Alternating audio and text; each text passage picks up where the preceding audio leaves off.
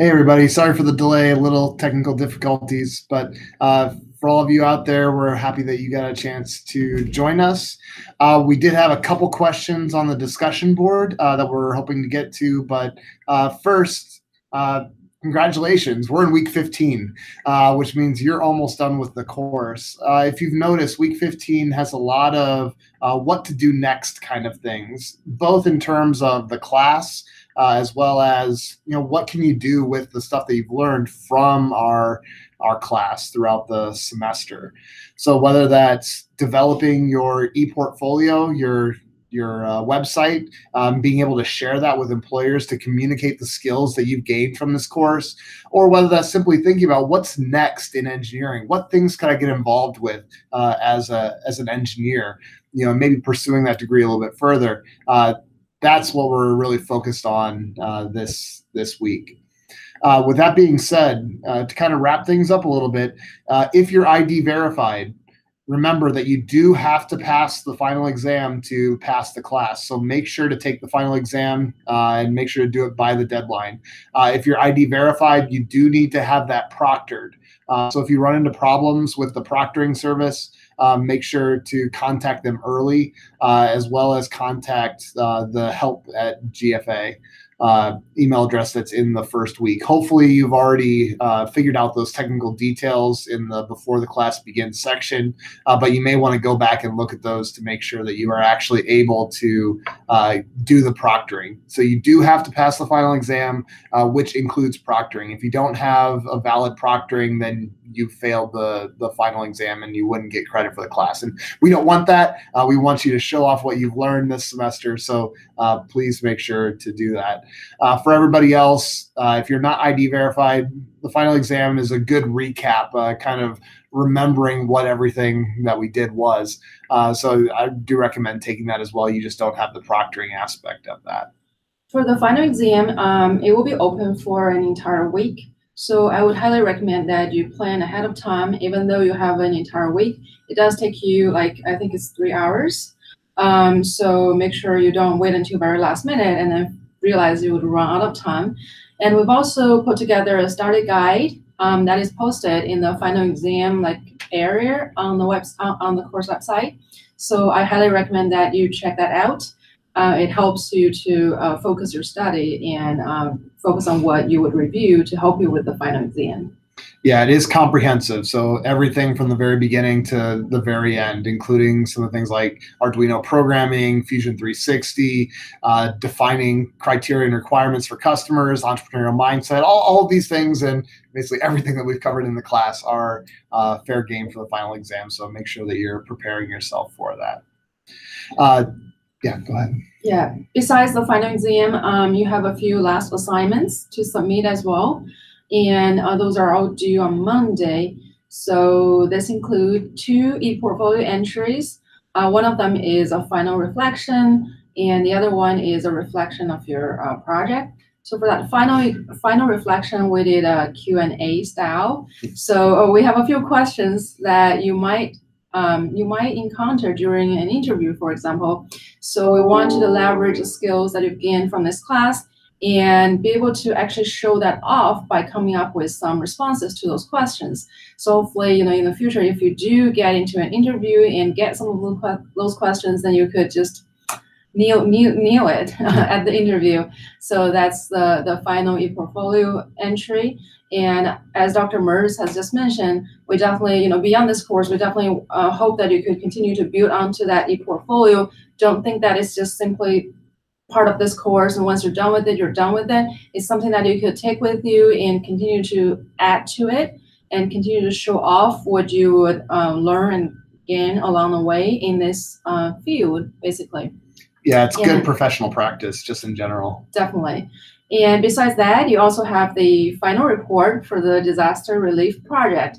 It's a big document for sure, but you definitely have all the content that needs to go into that final report document. So along the way, if you've done the project memo assignments, so now it's a time for you to put everything together. However, be careful that your final report should be a cohesive document. It should still be well written, so it shouldn't just be, all of the memos put together. Okay, you might still need to do some editing to make sure, it flows very well from part to part. But we've definitely posted instructions as well as grading rubrics that you could refer to know what exactly you should include in that final report. Yeah, and the rubric should look fairly familiar in that a lot of those items are very similar to what the memos asked for. So there's a lot of overlap.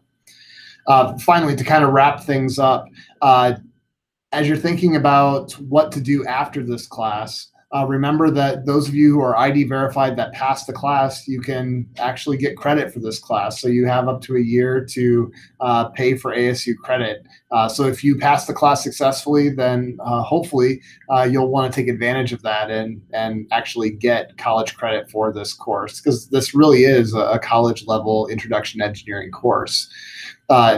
Obviously, transferring to other schools is possible as long as they accept it, but this is ASU credit. And honestly, we'd love to see you here at ASU in the future. So Definitely. Maybe you could be studying here on campus in your future years.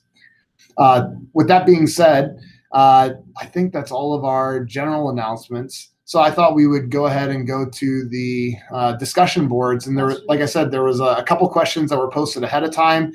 For any of you who might be coming on live, we welcome your questions as well. So feel free to post those. And Chris over here, the man behind the scenes running the show, he'll kind of feed those to us as we go. So if you have anything, we'd love to answer it. All right. So first from the discussion boards, we have a commenter is asking, for those of us pursuing an engineering degree or want to be an aspiring engineer, what are really important math skills that you need to cultivate? Yeah, so every level of your engineering degree has different math that might be required, and it's gradually going to ramp up. So going into a college program in engineering, typically you're looking at like a Calc 1 kind of thing. In your first year, you're typically taking your Calc 1, 2, and 3 as your math courses. So that includes derivatives, integrals, series approximations, a lot of things that you'll be learning in those classes. There are some really good edX classes around calculus. So there's a lot of stuff out there if you want to prepare yourself, or obviously you can take classes on campus as well. But typically that's the starting point. Once you get into your engineering career a little bit more, you'll build on that. So then you'll get into differential equations. I highly recommend statistics if you haven't had that before. It's incredibly useful. I didn't realize how useful it was until I got more out of school, but it's a very useful math course that I hope you take advantage of if you're going to be pursuing engineering. So differential equations, statistics, typically a linear algebra kind of class where you're solving matrix equations, so systems of equations. And then typically later on, you'll have some kind of numerical methods where you're using a computer to solve these problems approximately rather than solving things analytically. So again, they kind of build on each other, and it's a natural progression within the course, and it's already built in. So any accredited engineering program will have those kinds of classes available to you. In terms of once you get out of college, if you go into grad school, you're going to have to take a partial differential equations class. So that's going to be a part of what's going on, because you need higher level math to do some of the higher level work in that discipline. Now, with that being said, what I found personally is that you take your math classes, and they're really important to understand the fundamentals. But when you're actually doing a lot of your analysis, if you're doing it by hand, you're turning things into algebra kinds of problems. And so you end up doing a lot of basic algebra, but that are derived from these more advanced topics. At least that's my 2 cents. I'm actually teaching an advanced math methods course here on ASU campus right now. And like I said, we're talking about a lot of these things right now. How do we turn this is more of a numerical method. So how do we turn the real equations into numerical approximations that we can solve using a computer? But in a lot of my other courses, we simplify the governing equations down to algebra. So yeah, Dr. Merz has basically explained that really well. I just wanted to add that math skills are very important for engineers, and I definitely use it every day in my career and in all of my courses that I teach, freshman level all the way through senior level. And personally, because as engineers, we solve problems and we apply physics. So a lot of the physical phenomena are described using governing equations and things like that. So at the end of the day, we need to be able to solve those governing equations and obtain results. So there are many different ways to do that, and some of those could be differential equations, others might be systems of equations. So there are analytical approaches, which means you can directly obtain results by solving those equations. And there are, as Dr. Merz mentioned, numerical methods that we've used to use a computer program to find very good approximations to the solutions to the problems. And both are really useful. But personally, I definitely use numerical methods a lot because a lot of the equations are difficult to solve analytically, and we are going to need to use computers to help us with that. And for numerical methods, in any computer program, sometimes we deal with matrices and vectors. So those are arrays of numbers or quantities. So they're a way for us to store information in a computer program. So because of that, you really need to have a good understanding of linear algebra to be able to apply that when you look at some numerical methods. Yeah, so that's, at least based on my experience, I've found those to be the most useful and definitely very important skills for engineers. Yeah, if you remember the day in the life video with Dr. Ward in the modeling section, she was going through a topic related to modeling with ANSYS, or basically a computer that solves some of those governing equations for structures. And that's a great example of a numerical method being applied in real engineering applications. Now, the cynical students that I have will ask me then, so why do I have to do any of this analytic stuff if I'm just going to be throwing things into a computer and having it solve that? And my answer always is, if I don't understand what the computer is doing, then I can't interpret the results as an engineer. Ultimately, I don't care about raw numbers. They can mean anything. The question is, what do I do with those? And unless I really understand what's going on, I'm not going to be able to make correct interpretations and be able to use those numbers to solve problems, which ultimately is our goal as an engineer. All right. What advice do you have for students in their final report submissions and their final exams? So just a quick couple guides. Yeah. So I'll start again. So in terms of the final report, pay close attention to the rubric. Again, we've been walking you through the topics that you need and the things that you need in order to be successful in your project memos. So you have a lot of that information already. You've gotten feedback on that, either from peers or from us. And so it's really important to incorporate that feedback into your final report so that you can improve as you're going along. As Dr. Zhu mentioned, you also want to realize that things may have changed since you wrote those project memos, and your report should reflect your final design, not the intermediate stuff that you turned in. So while many of the procedures might be the same, your design may have changed over time, and it's important to look at that. The other thing I would really focus on is what we've been talking about this entire semester, which is the entrepreneurial mindset and designing something that creates value for your customers.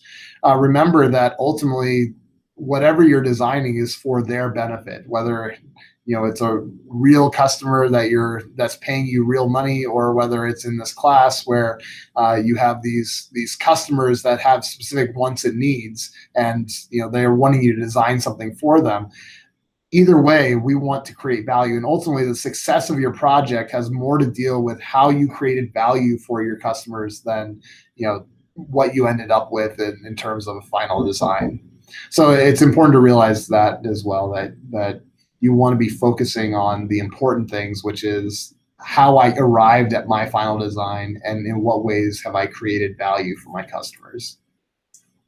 So Dr. Merz focused on the content of the report. I'm going to mention a few things about the format, because we definitely wanted to submit a professional document. And I believe that's week 5. We've talked about technical communication. So it might be a good time for you to go back to review some of those topics. For example, how do I put a table appropriately in a professional document? How do I list equations? How do I references? So those are very important, because as we want you to be able to communicate effectively from a technical standpoint, and that formatting definitely helps your audience to better understand what you're trying to communicate with them. Yeah, as we're grading these things, we don't want to be focusing so much on the formatting issues. We want those to be basically transparent so we can focus on the content. But if the formatting's off, then that's all we see, and we never actually get to really evaluate the content very well. So yeah, we want to see what you've done from a technical standpoint, a design standpoint, but ultimately, if you can't communicate that well, then you may not get as good of a grade as you may desire.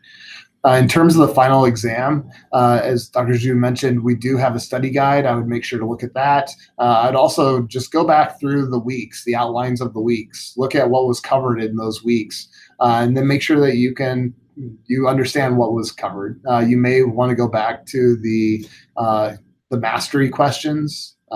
Maybe those could help.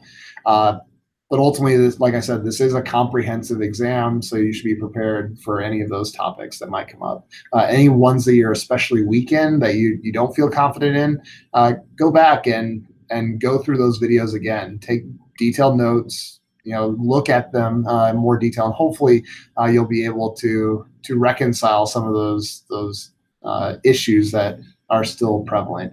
And ultimately, if you still have a question before the final exam, we're not going to answer questions specifically related to questions on the final exam, like what was the answer to this? I didn't know that, because there's other people taking the exam. But if there's general questions before you take the exam that you want to kind of hash out, the discussion boards are open, and we're going to be looking at those as well. So you can take a look at that. And I'd say finally, do you have any guiding principles for students pursuing engineering degrees or careers? Just advice to help them along the way.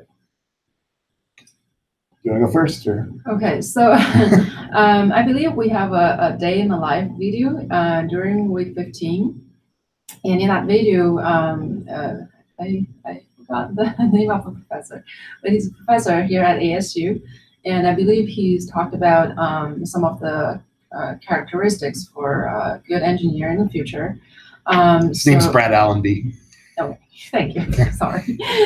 So, for example, I think that open-mindedness is very important because the world is changing so much, and you need to be able to be acceptable to new things and how quickly everything is evolving, and be willing to always learn about new things. That's also quite important. And personally, I think what has helped me along the way would be some perseverance. Sometimes it could be challenging. Engineering is not very easy, field or degree to pursue for sure, but it's definitely fun and rewarding. I can assure you that. But along the way, there might be challenging times, and just think about, once you get through that, what kind of an impact you can make with the skills that you've gained, and that definitely has helped me. And for example, during my PhD research, I was, I won't get into the details of what I did then. It's a long story, but basically, I created a mathematical model for a physical phenomenon, and then I was using a numerical method called finite element method. It's a numerical method to help us solve problems that could be linear or nonlinear. So I use that to implement the model that I came up with in the computer. And it took me a long time to make the code finally work. And it was a difficult time for me because I was staring at the computer every day to try to figure out what went wrong, why it still doesn't work. And it took me a long time. So it's definitely, difficult at times, but once you get through it, the results that you can see and, the outcomes are just terrific, I would say. Yeah, there's actually been research done in this area of grit, is what they call it, the perseverance, right? That what happens when you fail, because you're going to fail at some time. You're not going to do everything perfectly throughout your entire career. And the question is, what do you do at that point? How do you learn from that? How do you move on? And that's definitely something that's really important to have, that grit. In terms of what's coming up in the future of engineering, it's really hard to tell. Technology, like Dr. Zhu said, is advancing so fast, and the engineer of the future is going to be doing much different work than the engineer of today, just as the engineers of today are doing a lot of different things than what engineers 30 years ago were doing. And so you got to be flexible, you got to be adaptive. And that's why we really talked a lot about the entrepreneurial mindset. If you can take that into whatever job you have, whether you're going to be starting your own company or not, that's irrelevant. The point is, how am I always being curious about what's around me? How am I learning from what's going on around me? And how can I apply that? Now, how can I make connections to the problem that I'm trying to solve and these new technologies that are coming out, or maybe filling the gap. So I notice that there's something that needs to be done, but nobody's doing anything about it. How do I create value by filling those gaps? And that's a good mentality to have as an engineer, to just be willing to learn, to discover, and then to create solutions to these problems. I'll also say that engineering just in general is really exciting, and sometimes we lose that excitement in the details. So when you're going through your classes in engineering, sometimes you lose sight of the fact that we're really trying to gain skills, gain tools to solve different kinds of problems. And so when you're going through the learning process, it's sometimes hard to remember that you're doing this so that you can do something new, that you can solve something harder or better, and it's important to remember why you're learning these things. What am I passionate about? What am I interested in? For me, it was fluid mechanics. I really enjoyed that kind of thing in my undergrad career. I just took to it. Not everybody does. Everybody has their different interests, but I found that one aspect that I was really interested in. Flow control was that aspect, and then I pursued that. I dove into it. I wanted to understand more about it, and that's why ultimately I ended up with a PhD in aerodynamics, aerospace engineering.